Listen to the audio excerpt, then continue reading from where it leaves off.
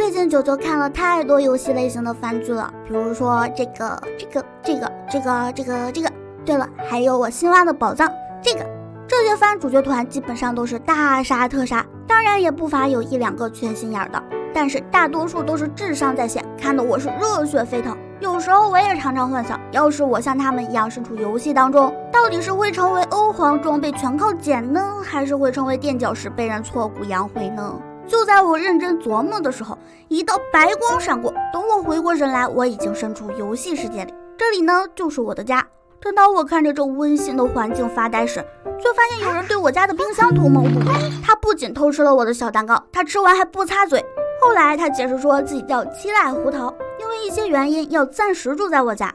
那感情好呀，以后可以戒掉摸鱼，改成我。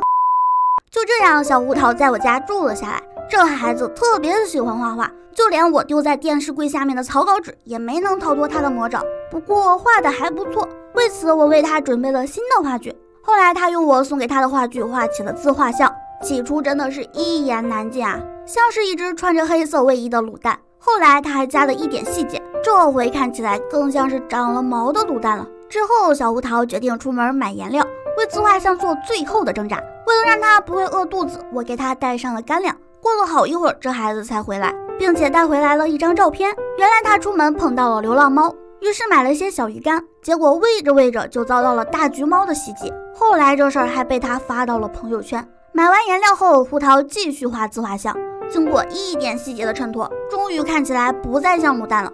为了纪念他第一张自画像，我果断把它挂在了墙上最显眼的位置。这可不是什么公开处刑，这真的只是单纯的纪念而已。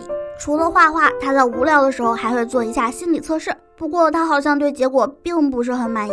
这吃货和呆萌两项明显超标呀！按照他对自己的认知来说，自己应该是个很厉害的天才才对，结果下一秒自己收拾的东西放到哪儿了，却怎么也想不起来。找了很久，他拿过来一个纸箱，他说我们很小就认识了，这里面装的都是属于我们两个人的记忆，但是对于这件事我却怎么也想不起来啊！不对啊，我把你当成女儿看待，你却想把我当成朋友。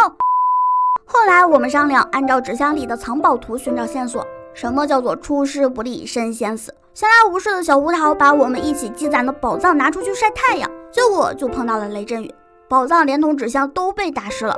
他为此很是自责，还好那个藏宝图被他遗忘在了厨房，才幸免于难。第二天，我们根据藏宝图上的线索，准备去找杂货店的小姐姐，结果不出所料的迷了路。小胡桃这个路痴领着我围着一条街绕了10好几圈。什么？你问我是干什么吃的？我也路痴。后来才发现地图上杂货店的位置已经变成了车库，问了很多人也不知道他们到底搬去了哪里。后来小胡桃提议去前面的点心店问一下，点心店的老婆婆耳朵有点背，但是小胡桃很有耐心地和她讲解。婆婆听懂后告诉了我们杂货店小姐姐新的联系方式。费尽周折后，我们在小姐姐那儿得到了新的线索，一封小时候我们给她留下的信和2张动物园门票。小姐姐说让我们过去之前去趟上野动物园，买2个新的熊猫玩偶给她带过去。还好只是买玩偶。天色已晚，看来去动物园的事只能留到明天了。晚上我家小胡桃依旧坐在那里画着画，为了那张神奇的线稿，她还给我讲起了故事。这次画的是麻雀一家的午餐。刚才你不在家的时候，我看到有只小麻雀从树上掉下来了，它在地上挣扎了好久，但鸟妈妈好像出去觅食了，还没回来。于是我爬上树，把小麻雀放回了鸟巢。冰箱不是还剩下1颗饭团吗？刚刚我把饭团的米饭泡软了，拿去喂麻雀了。看到麻雀们幸福地享用午餐的样子，我就想用画笔记录下来。折腾了一天，小胡桃没一会儿就睡着了。我准备把她明天出门要穿的衣服提前找出来，现在终于体会到了当妈妈的感觉了。结果我一打开衣柜，发现了3件一模一样的黑色卫衣。看来是时候为小胡桃准备点漂亮的衣服了。这件衣服很有赛博朋克的味道嘛，就它了，把它放到衣柜。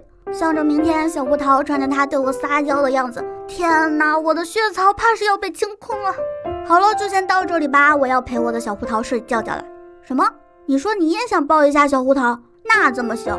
我是绝对不会告诉你，只要下载胡桃日记就可以领养可爱的小胡桃，和他一起创造美好回忆的。不过你要是给我点赞的话就另说了哦。不说了，我家小胡桃喊我啦，晚安，米娜桑。